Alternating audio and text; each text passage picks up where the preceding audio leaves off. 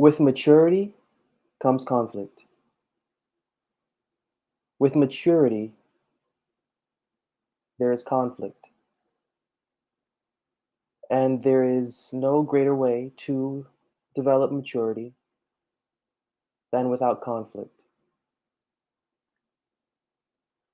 And building off of last week's Justification Live, thoughts of adversity, building the conversations, thoughts and feelings kind of moved me to think more about the idea behind the power of conflict when it comes to personal and devotional growth and development.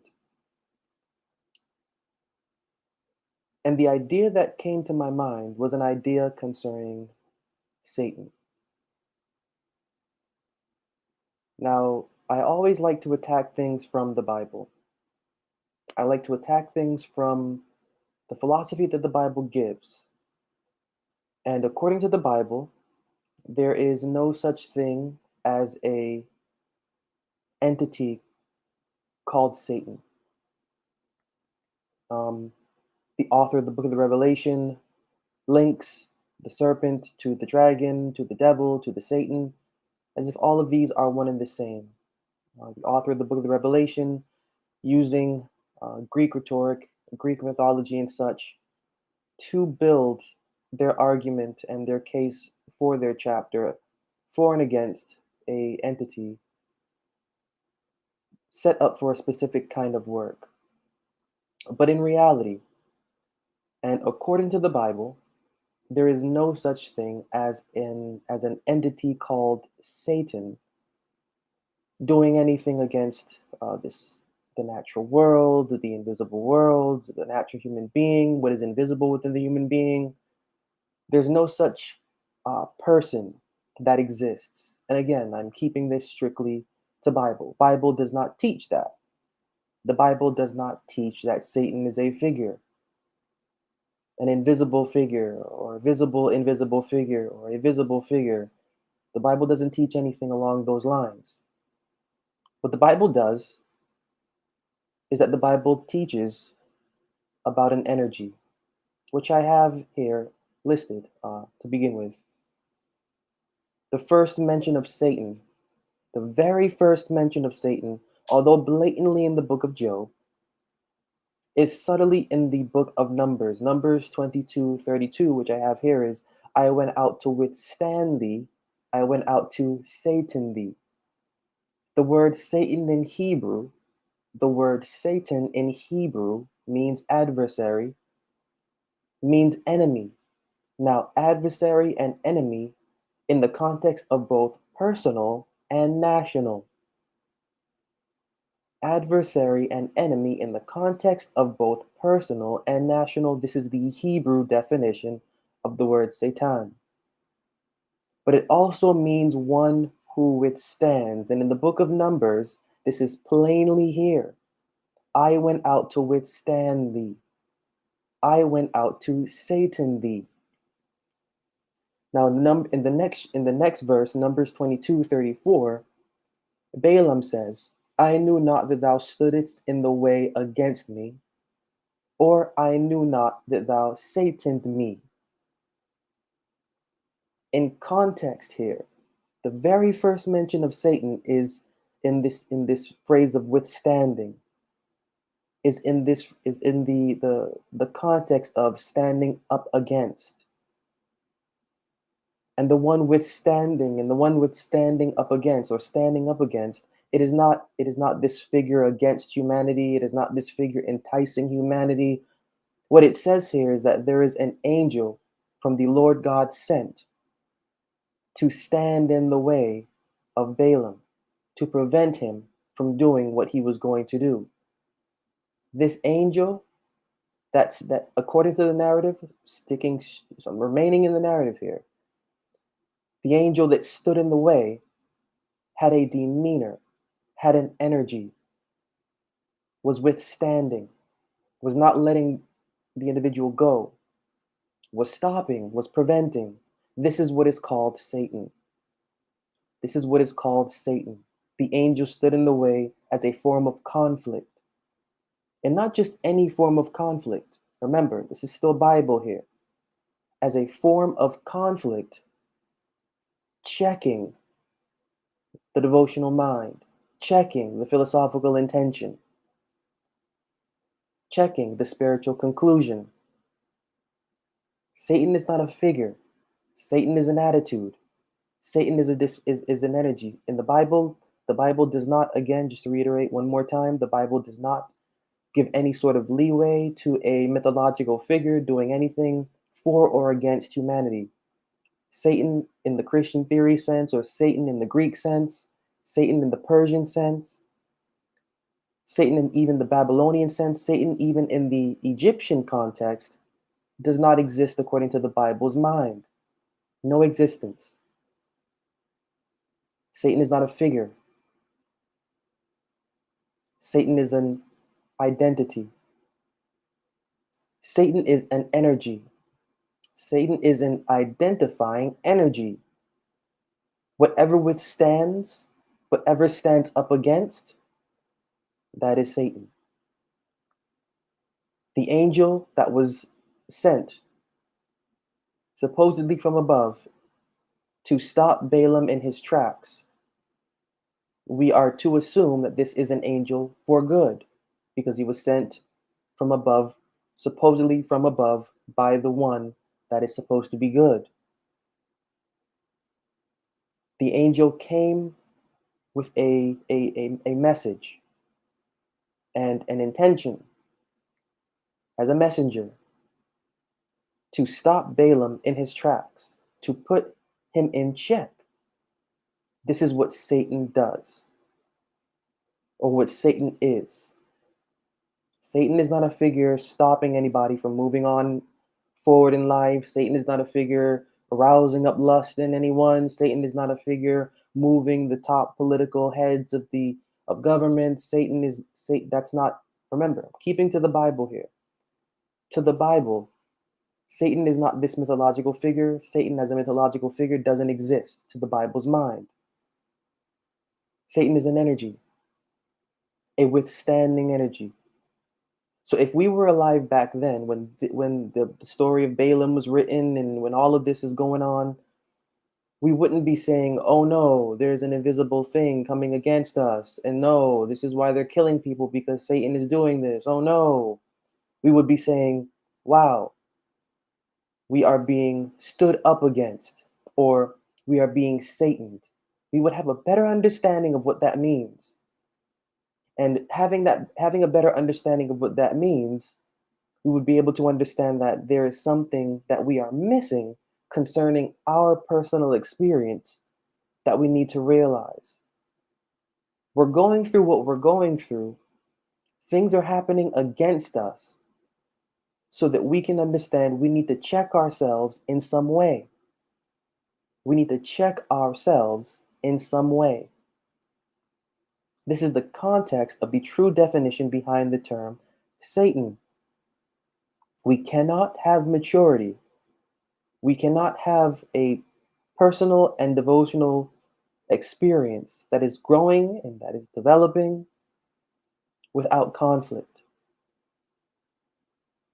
There has to be something in our path, there has to be something in our way stopping us from moving forward so that we can understand how to move forward. In one word, that's called Satan. And in the first mention, or the first instance where Satan is referenced, Satan not being a term, but Satan being understood in the form of I went out to withstand thee, I went out to Satan thee. In this first instance of what Satan is, this is nothing wrong. Is that weird to say? Usually in the context of when you hear there's nothing wrong with Satan, you're hearing it in the sort of sphere or in the sort of dimension of do as thou wilt. I'm going to live the way that I want to live. I have the commandments of Satan that tell me that my inclination is more preferable to another's and to even society's. I will do as I will. But according to the Bible, that's not true. The true essence of Satan is not do as thou wilt. The true essence of Satan is check your personal and devotional stance. That's the true essence. It is not do as thou wilt. It is more along the lines of think before you speak.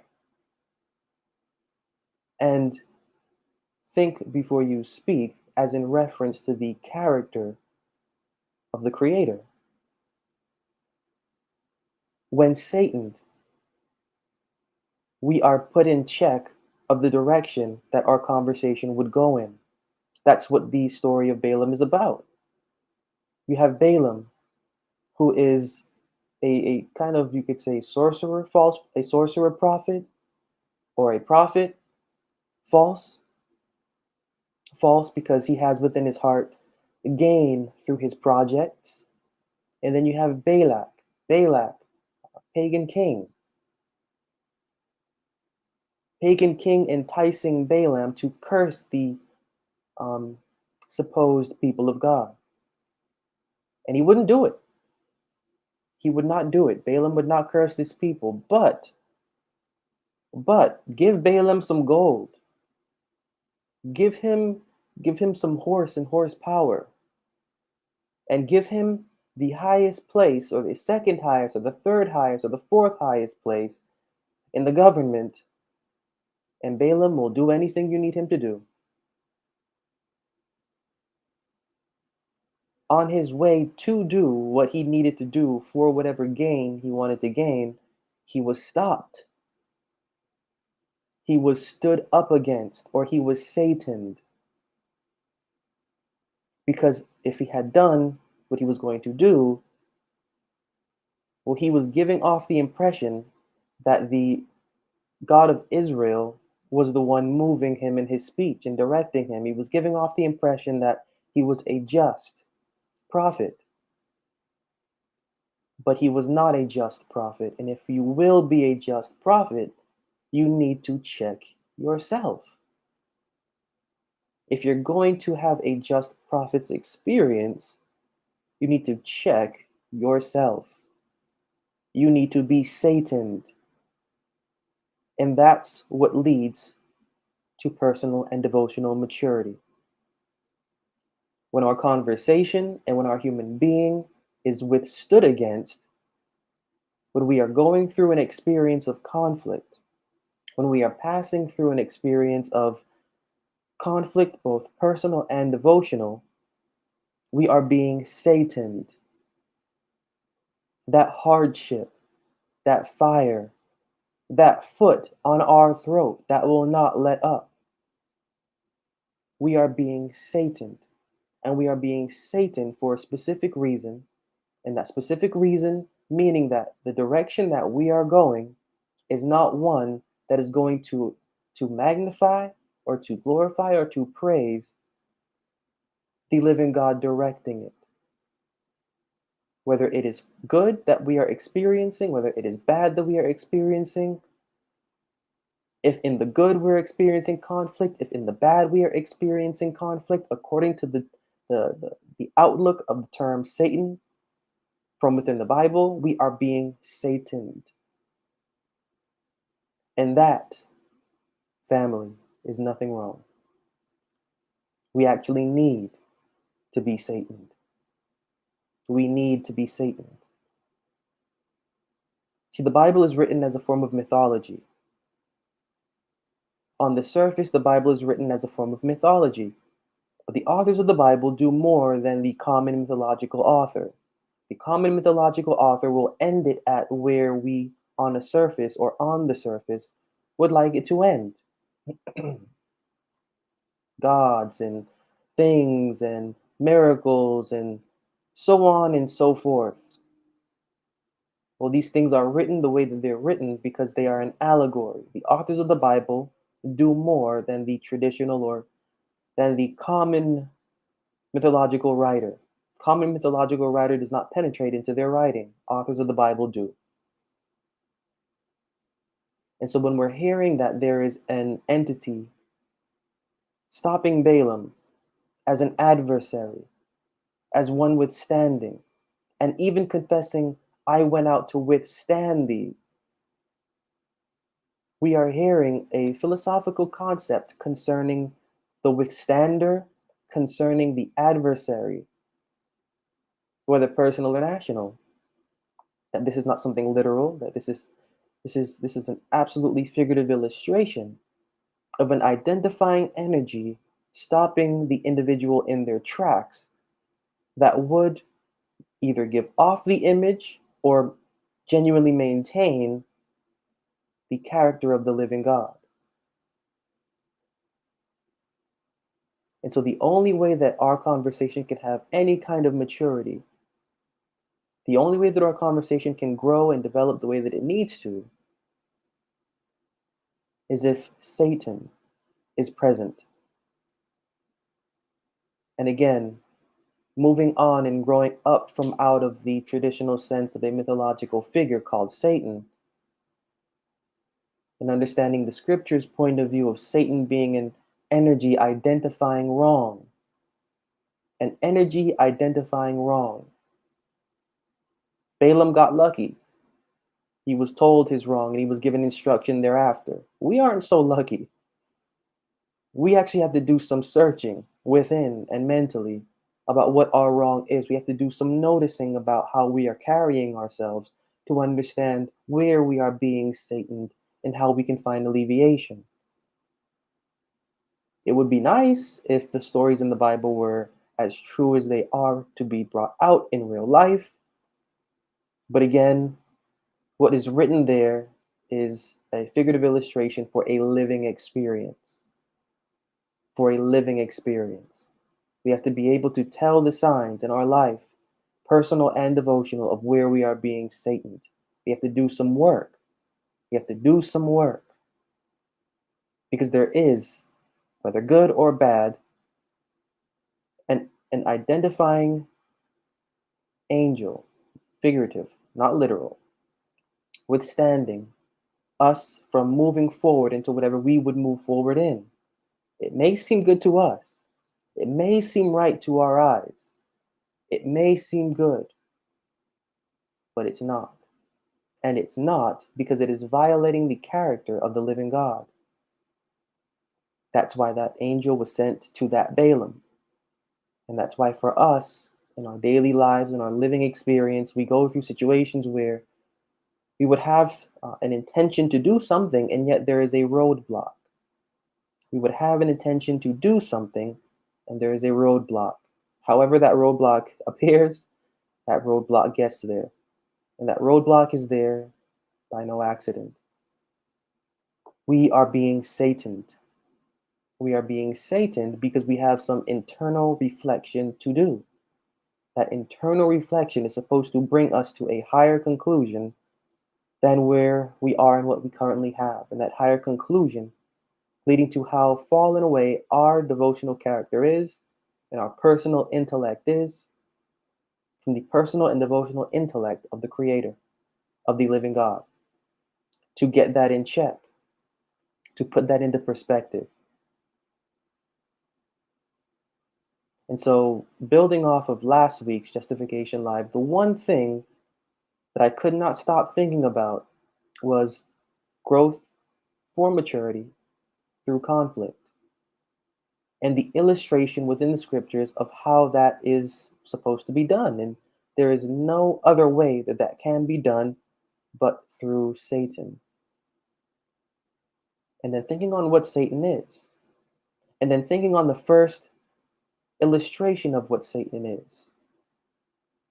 Looking at Numbers, the term Satan isn't plainly there, but the definition of Satan is there in. As an adversary rising up against and withstanding what will lead to a conflict of interest, either environmentally or personally, with the devotional character of the living God. And the only way for our conversation to be better, the only way for our conversation to find health, the only way for our conversation to move forward in the experience that it is supposed to have, is if it is Sataned. is if Satan is present. And again, not a mythological figure. Bible does not talk of a mythological figure called Satan. Bible does not talk of a mythological figure called Satan. In context, Satan is not anything but what Satan is, which is a philosophy of checking the individual conversation. And so our conversation has to go through checks in order to mature. Our conversation has to understand when it is being checked, where it is being checked, in order for it to take that next step into maturity.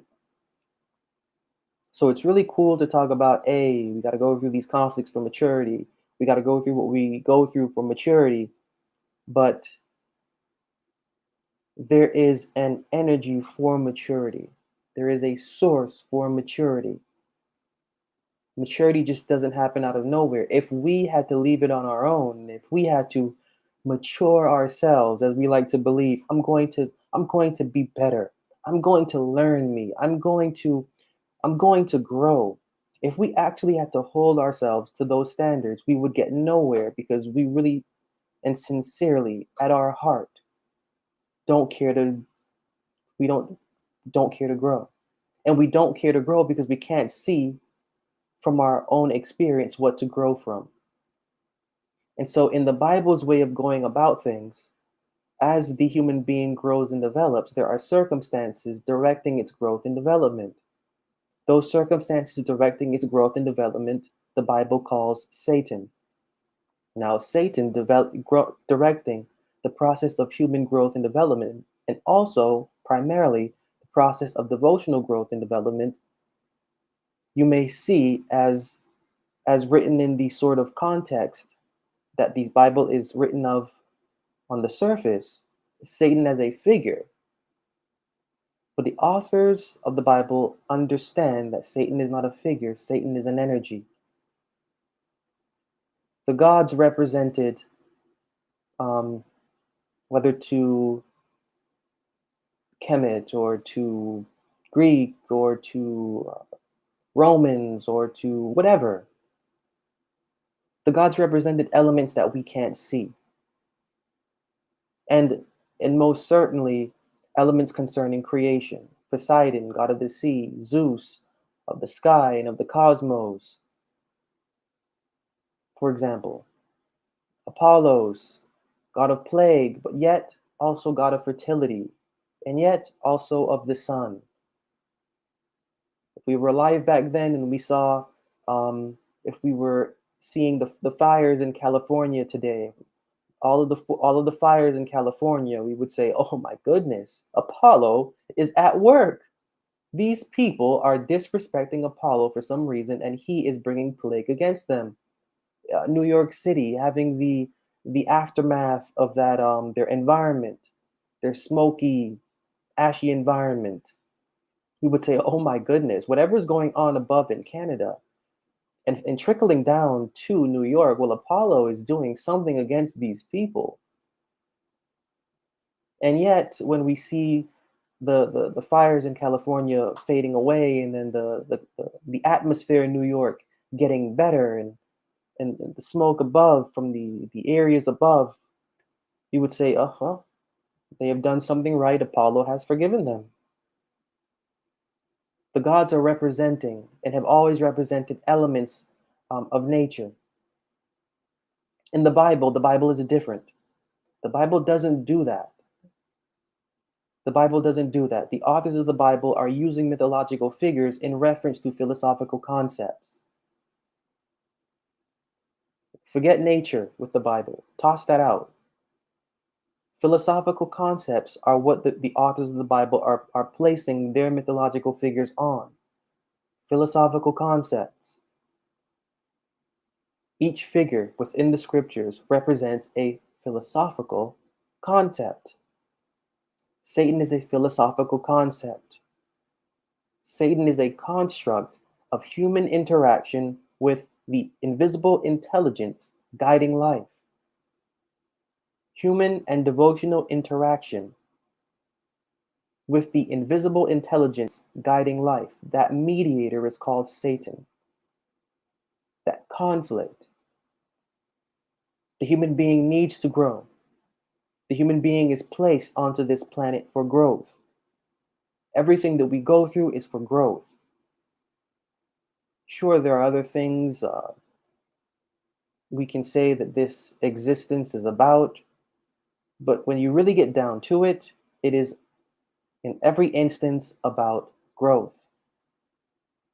The human being does not care for growth naturally. The human being does not have the capacity to even comprehend growth in and of its own self. Naturally. Superficially, maybe. Yeah, maybe. Naturally, no. Therefore, an agent is necessary to propel growth within the human being. An agent is necessary to propel, to advance, to move, to forward growth within the human being. That agent, Bible calls Satan.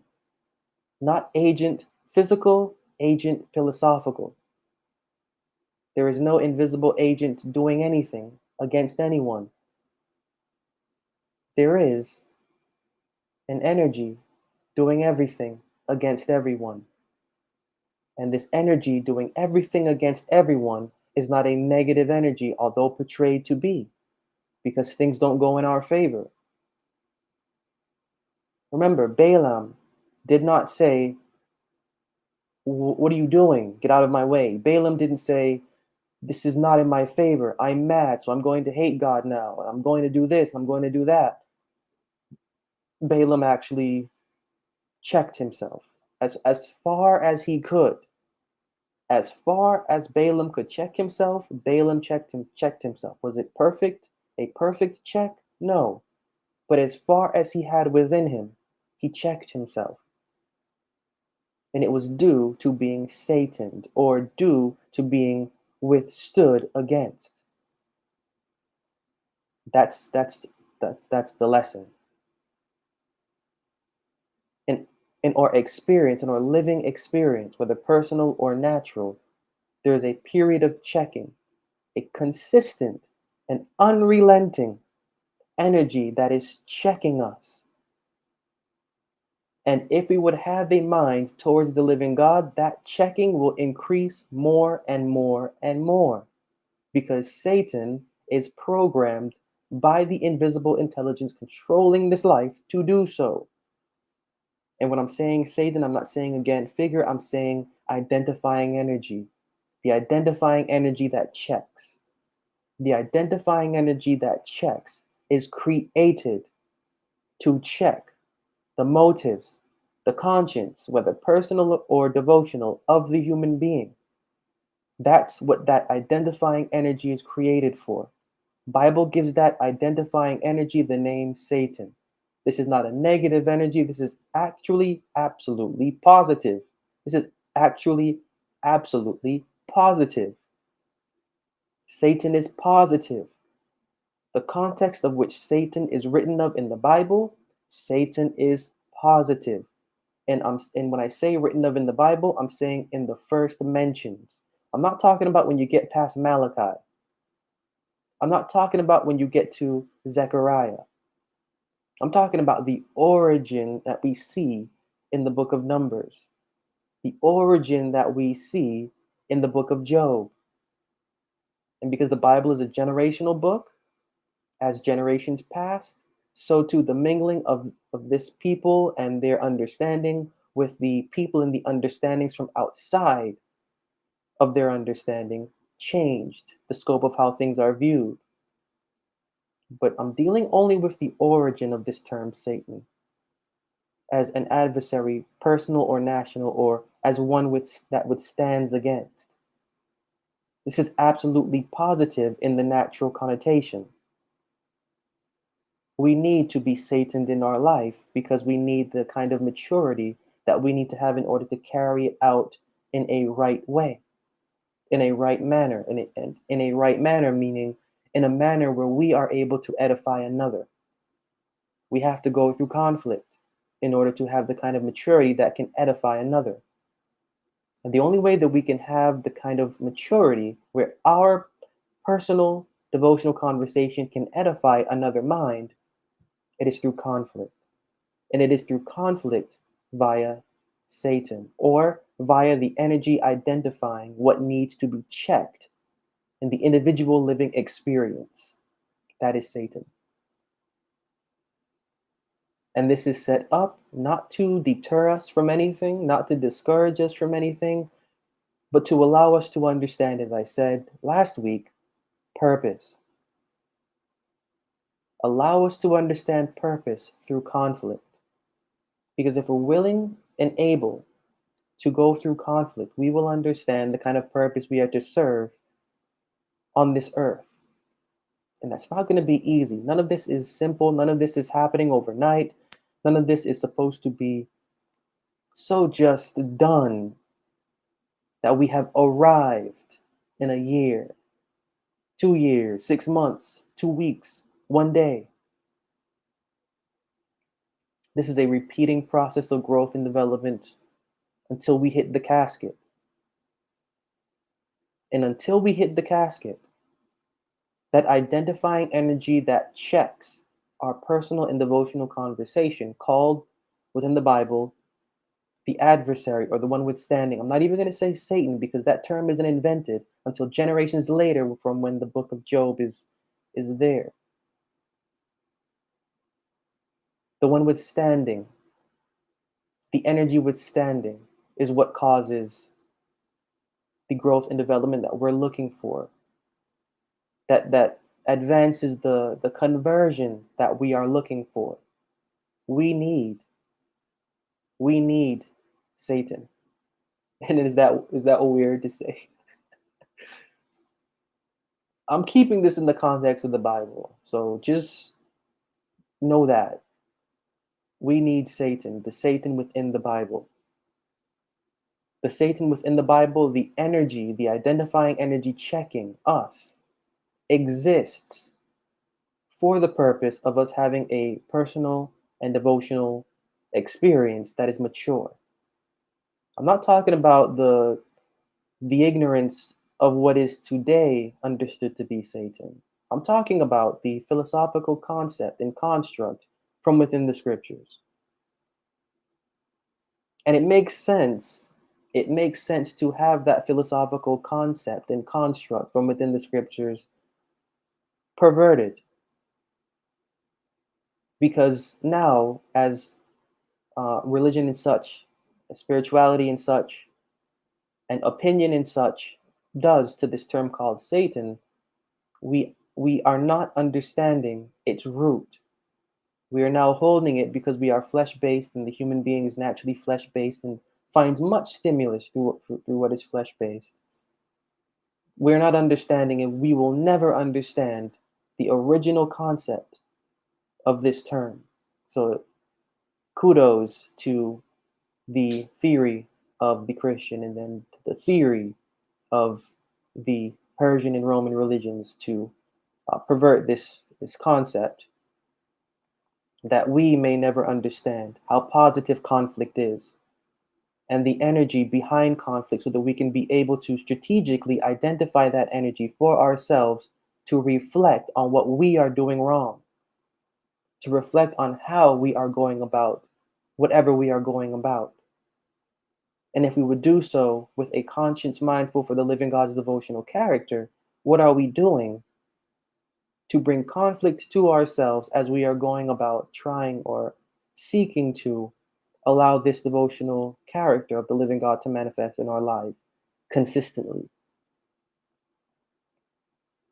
So when thinking about the maturity needed, it's sort of, I couldn't get away from this term Satan being mentioned, because it's absolutely necessary to talk about and absolutely necessary to say, because we cannot have maturity without conflict. And the Bible talks about the initiator of conflict, or the means whereby conflict is taking place, by the one withstanding, by the energy that is the adversary. Not an actual figure, but a philosophical concept. When we can understand this, when we can get that in check, when we can learn uh, from our mistakes to see where we are deviating in our experience, we will be able to better handle whatever we're going through, whatever we have to go through in order to have a more mature, a, a more lovely, a more decent devotional experience.